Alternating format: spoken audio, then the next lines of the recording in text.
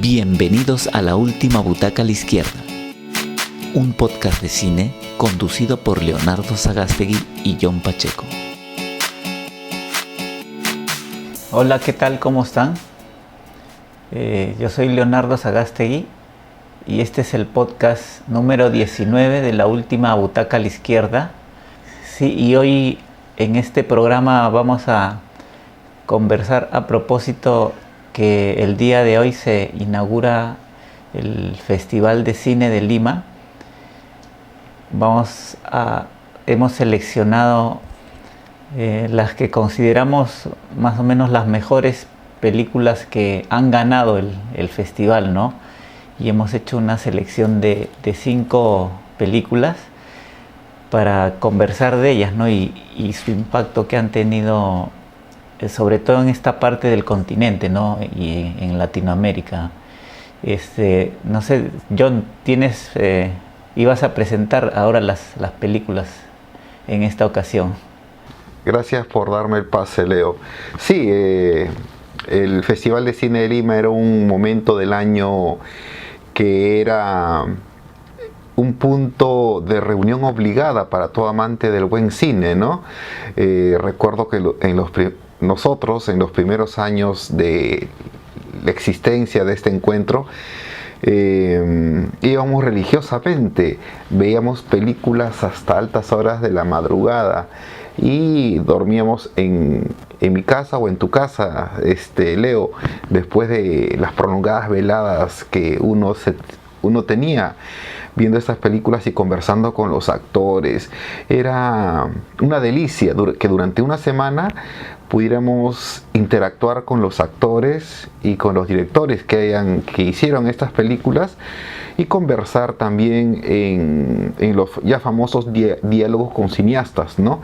En los horarios diurnos, siempre a cargo del prestigioso crítico de cine cubano. Leo, ayúdame con el nombre. Carlos Gariano, claro, precisamente él, que año tras año siempre concurría a este festival, a este encuentro latinoamericano del cine, el cine que posteriormente se llamó Festival de Cine. Pues bien, nosotros, como tú ya lo dijiste, hemos hecho una recopilación de las 5 películas que a nosotros nos han gustado.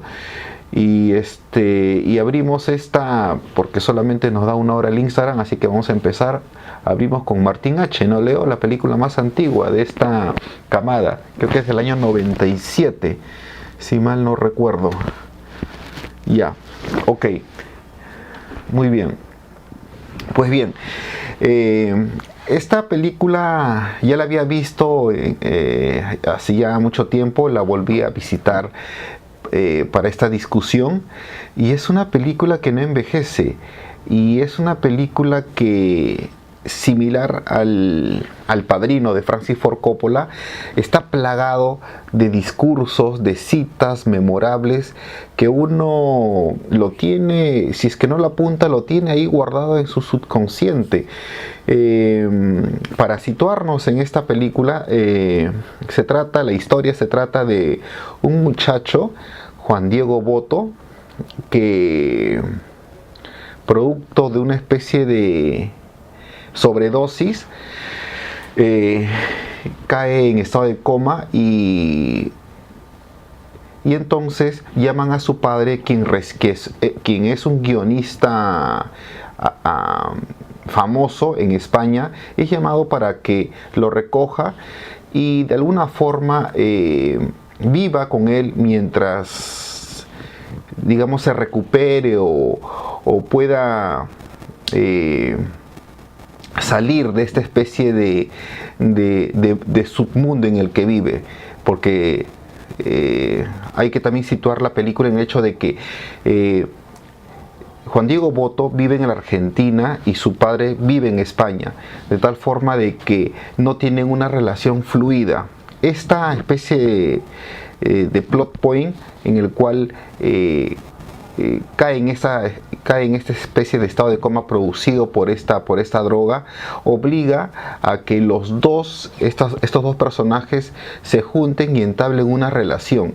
Entonces es ahí cuando surge la película, y es ahí cuando surge lo mejor de la creación de Adolfo Aristarain, que es el director de cine que es el director de esta película. Juntamente estos dos personajes se unen dos otros actores talentosísimos, como es Cecilia Roth, que ganó un premio precisamente por esta película, y el personaje secundario creo que es Poncela, Eusebio Poncela, si mal no recuerdo. Claro, estos dos personajes conforman el cuarteto que forman una especie de delicia al escuchar los diálogos. Más es una película de diálogos, pero de diálogos inteligentes, alturados, y en la cual se observa que ningún personaje es menos. Todos los actores dan la talla en este film de Aristarain. Leo, ¿qué podemos decir de esta película? Sí, es una película que, como bien has mencionado, está lleno de frases como sacadas de libros de filosofía, ¿no? de ese tipo de temas que te hacen cuestionarte a ti mismo cómo estás viendo el mundo, ¿no? ¿Cuál es tu actitud ante el mundo, ¿no? Y eso se refleja principalmente lo veo reflejado en el papá, ¿no? en Martín Papá, y también en el actor que interpreta Eusebio Poncela, ¿no? Que también interpreta a un actor, sí, así es, de teatro que no es muy, digamos, reconocido. O sea, se ve que es buen actor, pero tiene un prestigio un poco manchado por sus exabruptos, ¿no? Y no es muy querido por los directores y por los directores de cine y de teatro, ¿no? Entonces se ve en estas dos personalidades, se ve como un contraste, ¿no? A pesar de que son grandes amigos, tienen una forma de pensar bastante distinta y una forma de ver la vida casi opuesta, ¿no? Y entonces entre esas dos formas de vida es que se empiezan a debatir una serie de temas filosóficos de cómo enfrentar, qué actitud tener ante la vida, ¿no? Y sobre todo esto puesto en la mente de este joven, que es como un joven que está confundido, que no sabe bien lo que quiere en la vida. Es como más chocante, ¿no?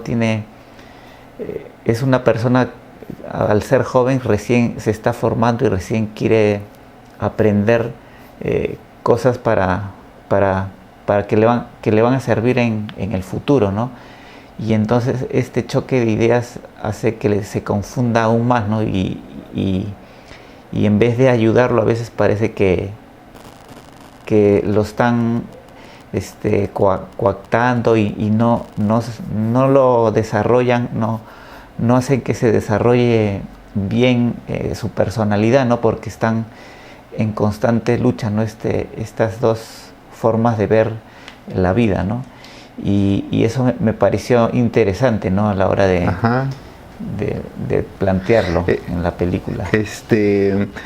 Yo siento que si es que viviera con Martín Papá, me convencería sus ideas, pero si viviera con Eusebio Poncela, también sentiría que me convencen sus ideas, porque ambas ideas digamos, tienen posturas correctas, aunque por allí difieren en algo, en el sentido, por ejemplo, de que para el padre, para Martín Papá, para Martín Echenique, la idea o la postura que exige a su hijo es de que no piense las cosas, que las haga. O sea, está para él el estar pensando en voy a hacer tal cosa, voy a ser un músico o voy a ser un pintor, pues métete de músico o métete de pintor, pero haz algo, o sea, tienes que hacerlo, porque haciendo es recién que vas a descubrir si te gusta esto o no. Y en cambio tenemos la otra postura de Eusebio Poncela, que dice, pero ¿para qué trabajar?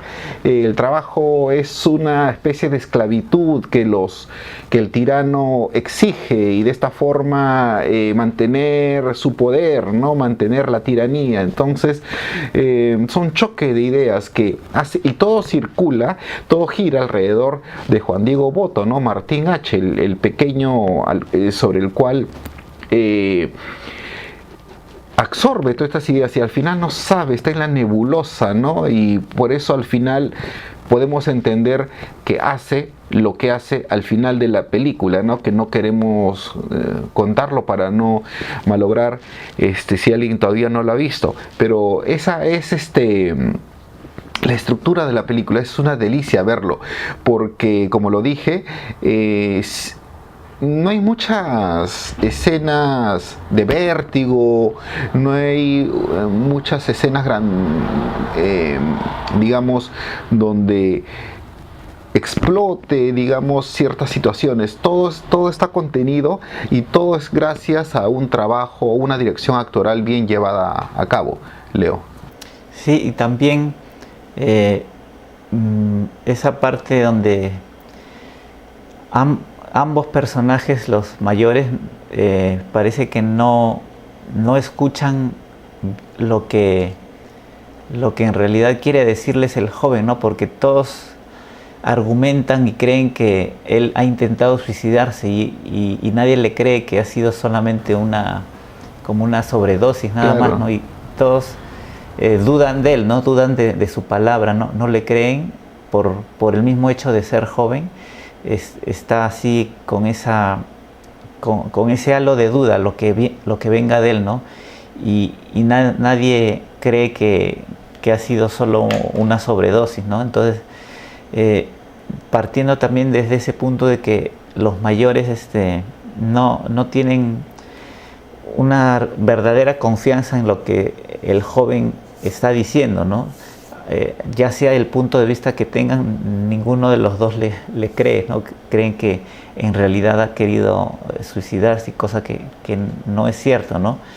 Entonces ahí también hay otra ruptura como generacional, ¿no? De que los mayores tienen algo en la cabeza que creen que los hijos también la tienen, ¿no? Pero no es así, Sí, ¿no? Y me gustó esa parte.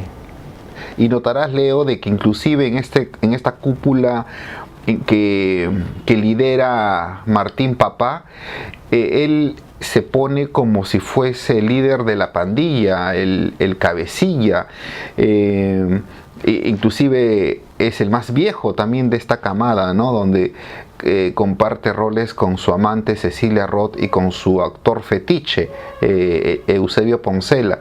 Hay una frase ahí genial que en un momento de la película, cuando Eusebio Poncela le critica algún aspecto, le reprocha algo a Martín Papá, y le dice: aquí yo soy el guionista, yo soy el que pone los diálogos y tú eres el actor. Ya dando a entender de que él es como que el dios, el que escribe, el que crea los personajes, y tú, Eusebio, como todos los demás, son meros actores que van a interpretar lo que yo digo, ¿no? Yo soy el director de orquesta. Es una especie de... pareciera que quiso así describir este mundo que existe dentro de la familia Echenique, donde el patriarca es el Martín Papá. Leo, creo que ya para seguir con las 4 películas vamos a entrar a la siguiente, que es Ciudad de Dios, que es la del año 2002, película brasileña, y que, bueno, ¿qué podemos decir de esta película? Yo cuando lo vi en el cine me sobrecogió, tanto obviamente por las dimensiones de la pantalla y por la dimensión de la historia que está contando, ¿no? Porque Ciudad de Dios describe la historia de una favela Ciudad de Dios, se llama la favela precisamente, que se encuentra dentro de Río de Janeiro, y narra la película. La película transcurre durante los 30 años de existencia de esta favela, desde sus inicios hasta la época actual, ¿no? Y ahí se ve cómo va, se centra en la historia de unos muchachos y cómo estos muchachos se inician dentro del crimen organizado, iniciándose como pequeños pájaros fruteros, lo que se llamaría aquí, o pirañas, hasta avesados delincuentes en la actualidad.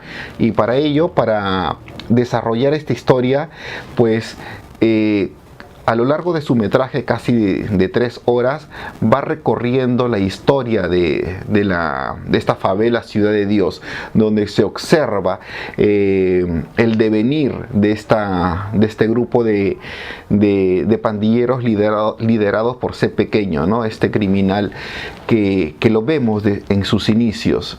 Y me sobrecogió, te diré, porque en la escena final, ya todos, digamos, es muy conocida esta película, así que no voy a causar ni un spoiler si lo cuento. Habrás observado, Leo, que hacia el final de la película, cuando ya muere ese pequeño a manos de unos niños que logran obtener unas armas, allí la imagen que transmitía, la imagen fuerte que transmitía esta película era de que la violencia va a seguir, ¿no? La violencia habrá traspasado, se ha ido a otras manos, pero no va a morir, simplemente es un cambio de manos, son cambios de actores, pero el crimen y la violencia y la muerte va a seguir con otros actores. Es muy triste, pero eso es lo que se observa en el devenir de la película, Leo. Y tiene razón, nos comenta la parte inicial, cuando persiguen a la gallina. Es una edición bien trepidante, ¿no? Está hecha casi como un cortometraje, ¿no? Esa parte inicial donde se presentan a los personajes de esta ciudad de Dios, ¿no?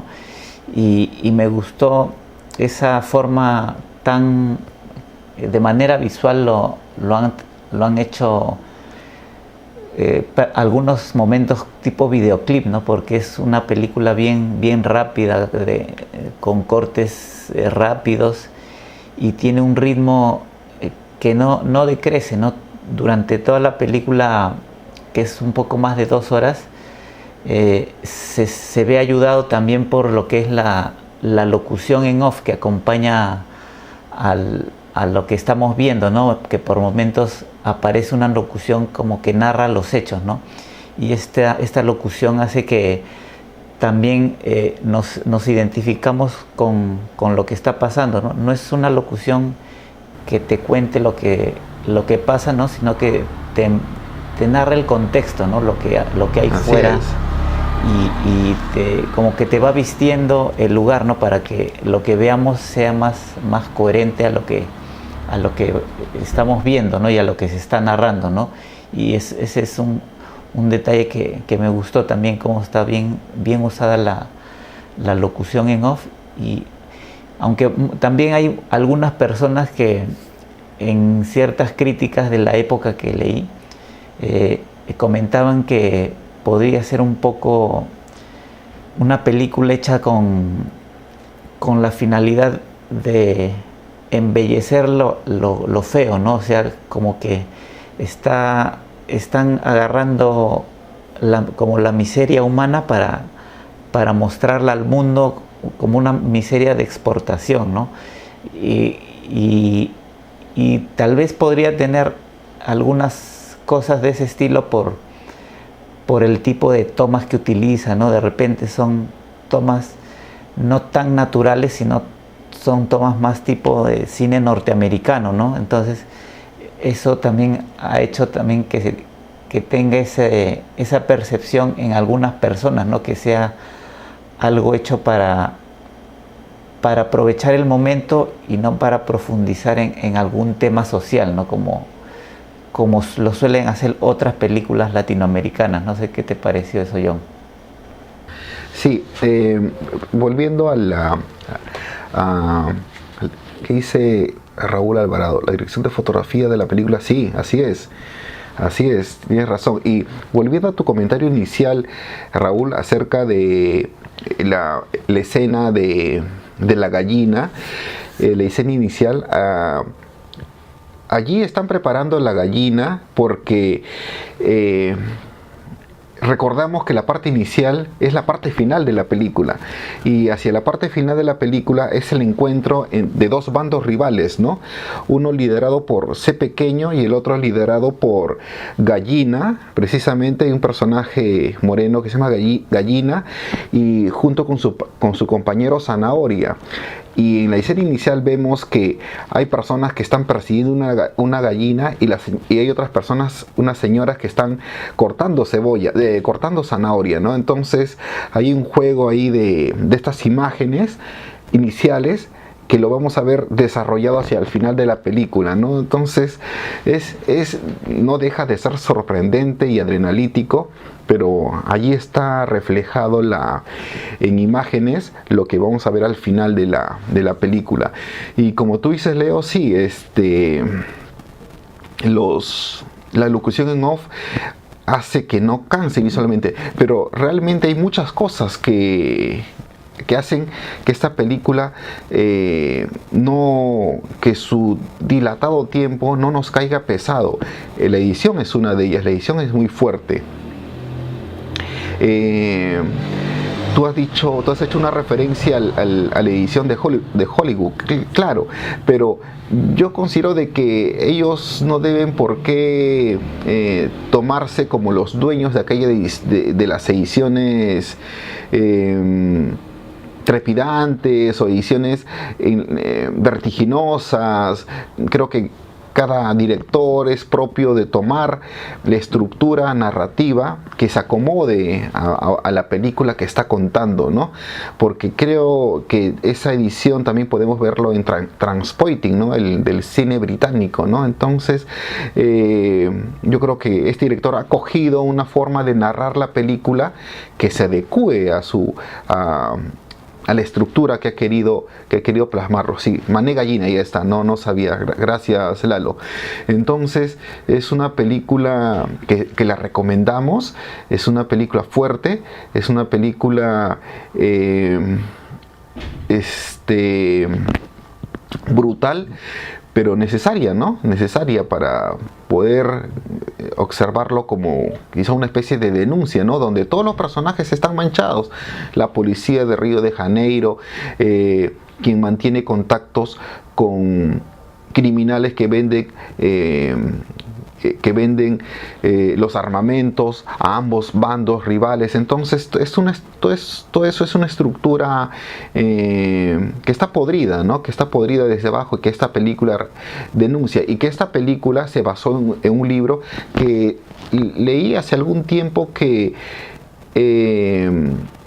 uno de los que escribieron o uno de los que participaron en lectura de ese libro fue ajusticiado, fue asesinado. Voy a ahondar en eso, no estoy muy seguro sobre esa parte de la historia.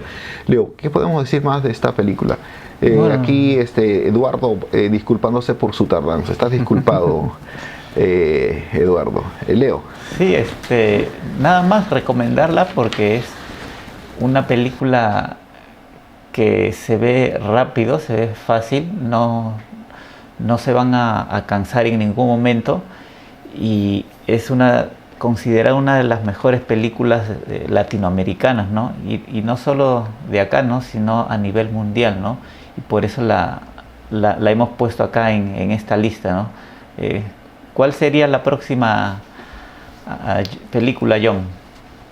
No hemos hablado de Nueve Reinas todavía. Sería Nueve Reinas, la película argentina, dirigido por Fabián Bielinski.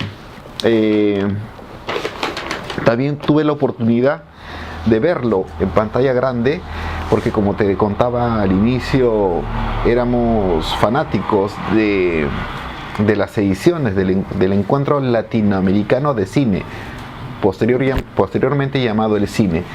Y Nueve Reinas es una película del director Fabián Bielinski, ya fallecido, quien hizo solamente 2 películas, esta y El Aura, que no la he visto. En esta película, Nueve Reinas, se trata de la historia de 2 personajes que se encuentran por cosas del destino y que tratan de hacer... Bueno, ambos son embusteros, ¿no? Ambos por su cuenta se ganan la vida engañando a la gente, haciendo pequeños embustes para agenciarse de dinero. Estos tipos se encuentran y conciben también por cosas del destino, conocen de un plan para hacerse de dinero rápido e inician una sociedad. Para ello inician una sociedad. Leo, te cedo la posta para el posterior desarrollo. Sí, la película es del año 2000 y como comentas, lo protagoniza Ricardo Darín y Gastón Pauls, ¿no?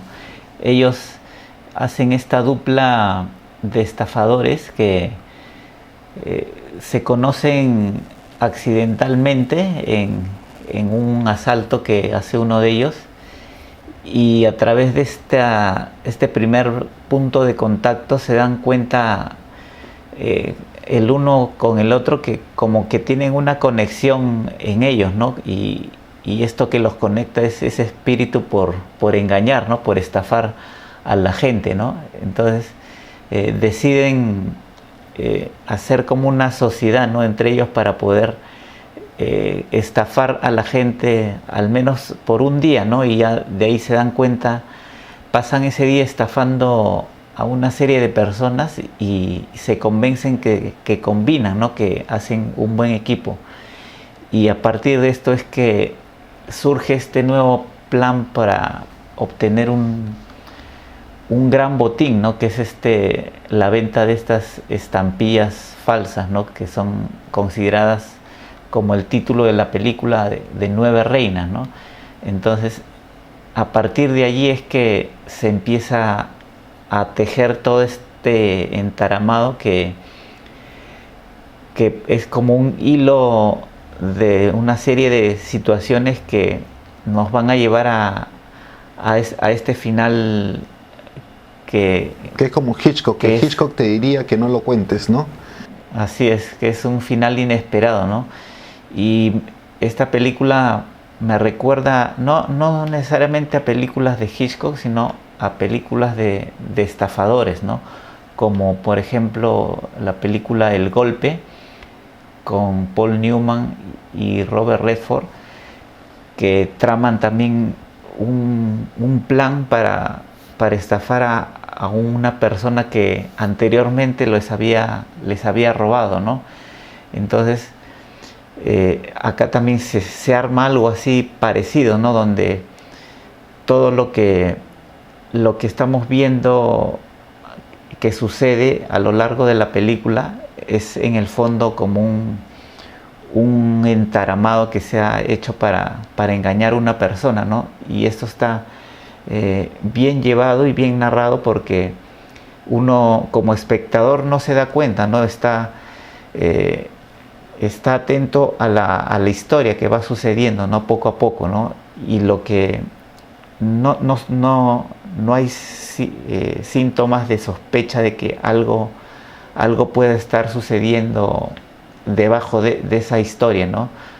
Pero digamos que en el fondo al final nos damos cuenta de que es así, ¿no? Entonces, y esto también está acompañado por las buenas actuaciones, ¿no? de los protagonistas, ¿no? Y sobre todo de Ricardo Darín, ¿no? Yo no le recuerdo una mala actuación, ¿no? En todas las películas que él sale siempre se le ve solvente, ¿no? En el personaje que hace, ¿no? ¿Qué te pareció, John? Sí. Y Leo, yo he visto también varias películas de Ricardo Darín, pero la primera película con la que conocí a Darín fue precisamente Nueve Reinas, y cuando vi a un tipo con el pelo escaso y con esa barbita de candado, era un tipo que transmitía inseguridad, que transmitía miedo. Y pensé que era un tipo que se dedicaba a eso, al embuste, porque no parecía un actor. Es una película que es una delicia verlo. Es un buen guión, es una de las películas más queridas en Argentina. Hizo conocer más a la Argentina de lo que ya es conocida por su buen cine. Y cuando yo la vi, hay una escena en la cual tienen un diálogo al interior de un subterráneo de 1 metro, donde parece que Gastón Pauls le dice que yo no quiero meterme a este negocio de ser como tú, de ser un choro o un chorro. Entonces Ricardo Darín le dice: ¿quieres saber cuántos están metidos en este tipo de negocios sin que te des cuenta?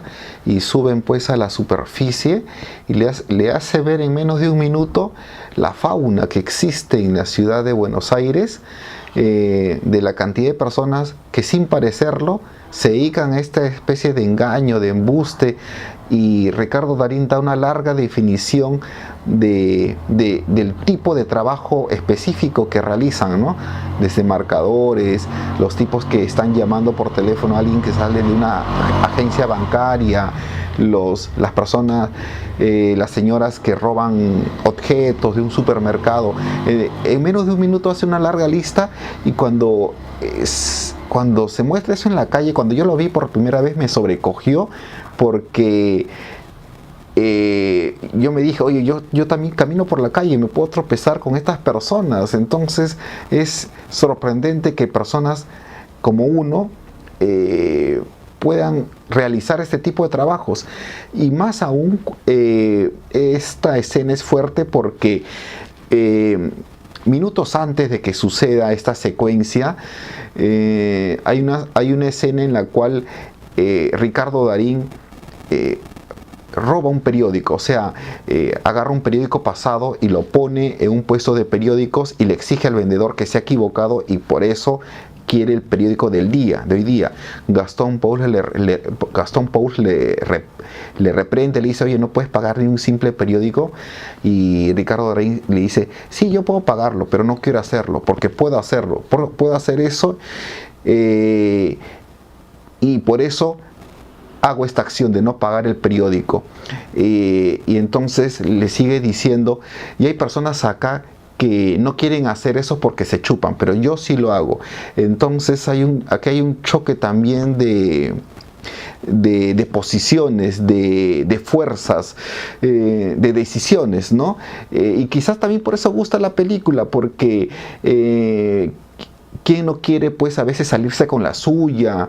¿Quién no quiere recibir quizá a veces tener una ventaja, ¿no? Pero siempre están nuestros dilemas éticos puestos como para que sean pues el freno ante cualquier situación que uno desea tomar o salirse del control, ¿no? Entonces ahí está Ricardo Darín como que nos habla al oído diciendo: yo sí puedo hacerlo, y tú por ser pues un pacato quizás nunca vas a poder realizarlo, ¿no? Leo. Sí, y acá nos comentan que Lalo que ni siquiera lo leyó el periódico que se robó, solo lo hizo porque podía, ¿no? Como mencionas. Para joderlo. Y ajá. Hay algo también. Así es. Usualmente, esto ya es como un gusto personal. Usualmente las películas son, digamos, cada nueva visión, uno se enriquece cuando ve una buena película, ¿no? Ve cosas nuevas, detalles nuevos. Pero digamos que en este tipo de película, una vez que ya sabes cómo acaba, como que no da ganas de volver a verla, porque a pesar de que sabes que es buena, ya sabes en qué acaba, ¿no? Ya sabes el final. Entonces eso como que te quita la ilusión de sorprenderte nuevamente, ¿no? Porque ya sabes qué es lo que va a pasar, ¿no? Cosa distinta que sucede con otro tipo de películas que nunca te cansas de verlas a pesar de que ya sabes el final, porque en realidad el final no importa mucho, ¿no? Sino lo que importa es todo lo que ha sucedido a lo largo de la película y las emociones, ¿no? Que se han vivido en ese transcurso, ¿no? Entonces digamos que es ya una cuestión de gustos personales, a pesar de que la película es buena, es como para verla una vez y ya pasar a otra película, ¿no? Bueno, sí, pues yo la he visto por tercera vez y, bueno, tercera vez en tiempos muy separados y se deja ver todavía. Se deja ver la película. Igual es recomendable porque tiene un buen guión, ¿no? Así y es. es atractiva de verse porque tiene un ritmo rápido, ¿no? Y la recomendamos. Dicho sea de paso, esta película, Leo, esta película fue tuvo su versión norteamericana, pues, y los gringos siempre malogrando las películas, también malograron esta versión de Nueve Reinas. Allá se llamó Criminal y actuó Diego Luna. Yo tuve la suerte de ver gran parte del metraje en televisión y dista completamente de la versión argentina, ¿no? No es recomendable esa versión Criminal con Diego Luna. Así que altamente, como tú dices, Leo, altamente recomendable Nueve Reinas en la versión argentina, ¿no? Sí, y mejor ya pasamos a la siguiente película, que vendría a ser Machuca, ¿no? De la película chilena de Andrés Wood. ¿De qué año es, John, la película? Está ambientada en el año 1973, pero fue hecho en el 2004. Así es, sí, es una película ambientada en los momentos previos al golpe de estado que sufrió Salvador Allende a manos de Augusto Pinochet, y me gustó la ambientación, ¿no? En que está, la forma en que se ha ambientado la época es bien acertada, ¿no? Esa dirección artística que han realizado con los paisajes de ese estilo de época, ¿no? Los autos, las ropas, todo está bien trabajado, ¿no? Se nota que han tenido un buen presupuesto para ambientar esos momentos, ¿no? Y me gustó sobre todo porque muchas películas chilenas, cuando hablan de esta época, suelen hablar del mismo momento, ¿no? de la dictadura de Pinochet, y no se han centrado como esta en este momento exactamente previo, ¿no? a días o meses antes del golpe de estado, ¿no? Y lo han hecho, han agarrado un contexto bien exacto donde el gobierno de Allende, por lo que se ve en la película, parece que ha querido, en esa época quiso que los estudiantes que no eran tan pudientes también tengan la oportunidad de estudiar en colegios buenos, ¿no? En colegios de calidad, ¿no? Y esto se refleja en estas escenas iniciales, ¿no? Donde hay niños que son de otra condición económica que ingresan a este colegio, como se llamaría acá, de pitucos, ¿no? De personas de gran poder adquisitivo, ¿no?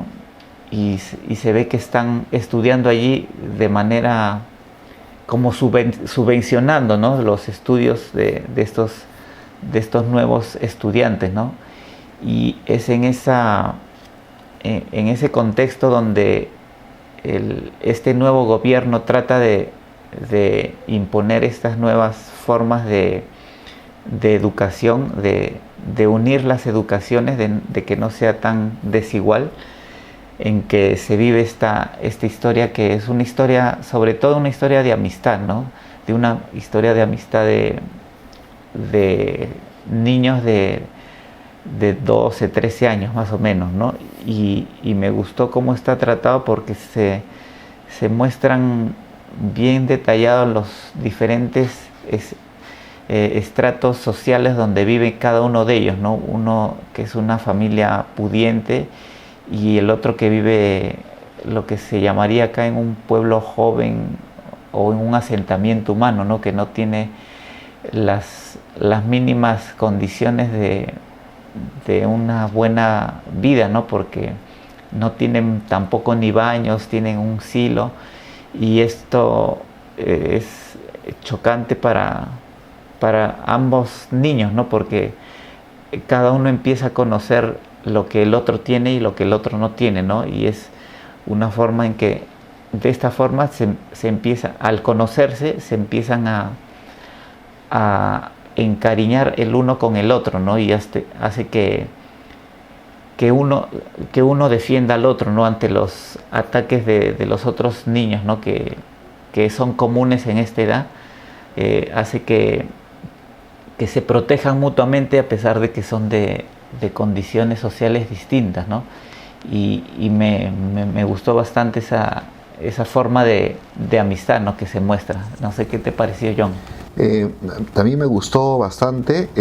También tuve la oportunidad de verla en su momento inicial y me hizo recordar a la película de Luis Mayet, Adiós a los niños, donde también en esa película ambientada en la Segunda Guerra Mundial, un grupo de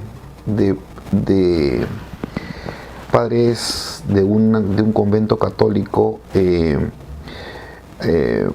rescatan unos niños judíos y los guardan en una especie de monasterio para que los soldados de las SS no les atrape, y les inculcan como si fuesen niños católicos.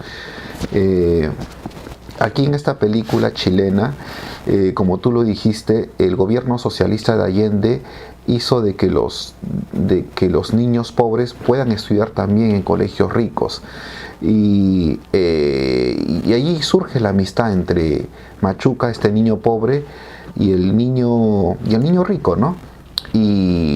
Pero ¿por qué, digamos, surge esta amistad? Porque hay que ver cómo este niño rico vive, pues, ¿no? Vemos pues en las escenas iniciales que no recibe la atención necesaria de su madre, que su madre no se preocupa mucho por él, mientras el niño sale temprano a estudiar, la mamá sigue durmiendo. Cuando llega al colegio, sus compañeros de turno, sus compañeros de la misma condición y clase de él, recibe las burlas de este tipo de compañeros. Entonces, al aparecer una nueva amistad, prácticamente es seducido por esta especie de nueva amistad y por la curiosidad misma de un alma ingenua, pues es el primer germen pues de la amistad, y luego posteriormente también conoce el amor, ¿no? Al visitar, como tú lo llamas, el lugar donde vive Machuca, ¿no? Ahí vive también una vecina, una amiga del cual este muchacho rico se enamora, ¿no? Entonces es una especie de pasos, de pasos lógicos que se dan producto pues de esta especie de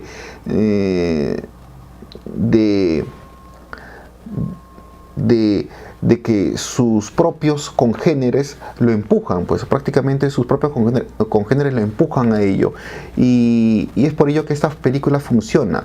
Yo me acuerdo que cuando esta película fue la ganadora al mejor premio del público, y el director del Centro Cultural de la Pontificia Universidad Católica dijo en su momento de que es loable que el pueblo peruano premie a una película chilena, porque justo en meses antes se estaba discutiendo un tema, creo que el tema fronterizo de La Haya.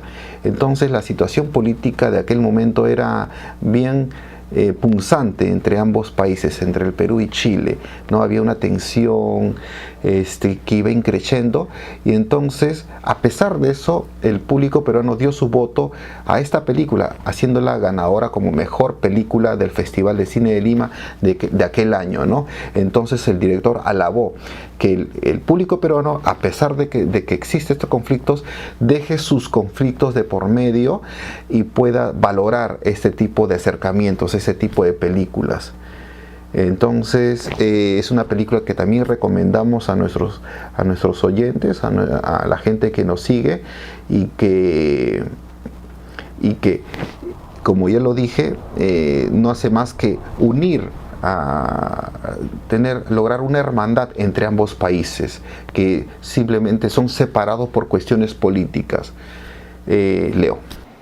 Sí, la recomendamos, y ya pasaremos a la última película, ¿no? Que ya nos resta por hablar. ¿Cuánto tiempo tenemos? Nos quedan 12 minutos. Ya. Y la película es El abrazo de la serpiente, es más reciente, del 2015, y la dirigió Ciro Guerra, ¿no? Es una película colombiana que narra la historia de un poderoso chamán, ¿no? del Amazonas, que es como el último superviviente, ¿no? de su tribu, y vive prácticamente solo, ¿no? Y ahí llega un hombre, un extranjero, ¿no? Que llega a probar como una especie de planta alucinógena, algo parecido, y a través de esta relación, a través de esta relación que ellos tienen, vamos conociendo también el pasado, ¿no? de este personaje, que tuvo también con un extranjero, ¿no? Que fue a estudiar la cultura de estas tribus, ¿no? Y es como un salto, ¿no? del presente al pasado, ¿no? que el que nos va llevando esta película, ¿no? ¿Qué te pareció, John, esta película? A mí me sobrecogió esta película, la he visto recién por primera vez, y todo funciona en esta película. El hecho que esté en blanco y negro, porque mira, siempre las películas de la selva quieren grabarla en color para poder transmitir la riqueza precisamente del color de la selva, ¿no? El contraste del verde. Pero aquí el director muy inteligentemente lo trabajó en blanco y negro. Estamos en el año 2015, no es una película antigua, es una película que bien pudo haberse hecho a color. El blanco y negro da la idea de que se desdibujen los personajes, de que el hombre moderno que acompaña a un aborigen se mimeticen con el entorno, no haya diferencias entre el aborigen y el hombre moderno. Y el hecho de que lo vemos navegar con una canoa por los ríos es como un viaje iniciático, ¿no? Como una evolución en ellos. Están aprendiendo ambos, cada uno de su cultura. Hay situaciones simpáticas, por ejemplo, donde el aborigen, el nativo, le dice a este hombre blanco, precisamente por cargar muchas maletas con instrumentos y tocadiscos, dice: ¿por qué los hombres blancos cargan muchas cosas? ¿Por qué hacen eso? Y vemos pues a un hombre nativo que simplemente está con su taparrabo y nada más, ¿no? Entonces son cuestiones que son preguntas que cuestionan también nuestra propia existencia. ¿Por qué nosotros cargamos tanto? ¿Por qué llevamos muchos recuerdos a cuestas, ¿no? No es una pregunta solamente para este hombre blanco, sino es una pregunta quizá para nosotros también, ¿no? Para cuestionarnos por qué llevamos tantas cosas en la mochila, ¿no? Entonces, a lo largo de este viaje iniciático donde ambos se están conociendo, aborigen y hombre blanco, vamos también entrando a comprender su cultura, ¿no? A saber que el hombre blanco, cuando cuando se cruzó con ellos, el primer hombre blanco fue para esclavizarlos y para sacar su caucho, ¿no? Para sacar esa sangre del árbol con el cual el hombre, entre comillas, civilizado, hizo el caucho. ¿Y cuál fue el pago para estas comunidades? La muerte, la esclavitud y la desgracia, ¿no? Entonces, es por eso que nuevamente, a lo largo del recorrido, vemos que las diferentes comunidades no reciben de buen grado, pues, a este hombre civilizado, Leo.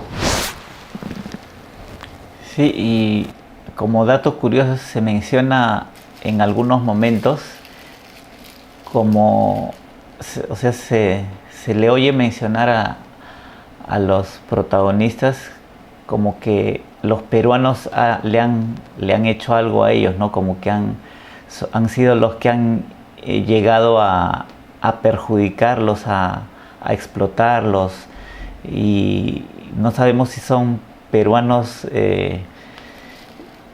o sea, digamos, de Perú, o son extranjeros que vienen de Perú. O sea, no se menciona muy bien ese detalle, pero se menciona así como claro, se le trata, cuando dicen peruanos es como el otro, ¿no? Como que el que viene a invadir su hogar o su casa, ¿no? Y está también ese tema, como mencionas, de la explotación, ¿no? De los indígenas, y de cómo han vivido esta fiebre del caucho, ¿no? Que en su época, si bien trajo riqueza para algunos, pero fue una desgracia para muchos otros, ¿no? Que no pudieron sobrevivir a este apogeo, ¿no? Y no solo en esta parte de la selva, que suponemos que es en Colombia, ¿no? Pero esto del caucho sucedió en toda la selva, Brasil, en Ecuador, en Perú, Colombia, en Brasil, en muchos lugares se vivió esta explotación, ¿no? Y la película también percibí como una película en algunos momentos, como si fuera un western, ¿no? de Hollywood, del clásico, ¿no? Donde vienen forasteros a conquistar algunas partes inhóspitas, ¿no? del mundo. En este caso no son pieles rojas, sino los invadidos, sino son los nativos, ¿no? Los que viven en estas comunidades, y es como un equivalente, ¿no? de lo que fue el western en Estados Unidos, ¿no? Donde los blancos llegaban con sus pistolas y mataban a todo lo que se le opusiera, ¿no? Para beneficiarse económicamente ellos, ¿no?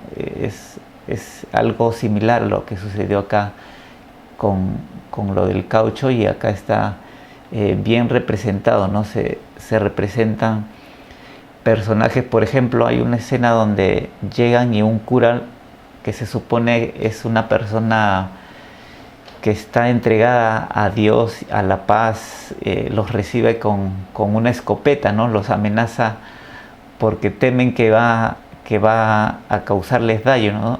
Y al final se conversan bien y los logra aceptar, ¿no? Y nos damos cuenta de que este cura al final no era tan bondadoso como uno podría sospechar, ¿no? Porque era un maltratador también de los niños que tenía a su cuidado, ¿no?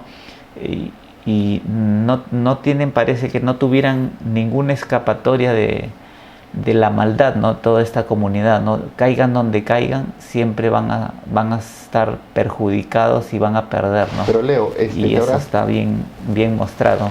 ¿Te has dado cuenta de que el cura solamente los acepta después de que el hombre blanco le dicta o le lee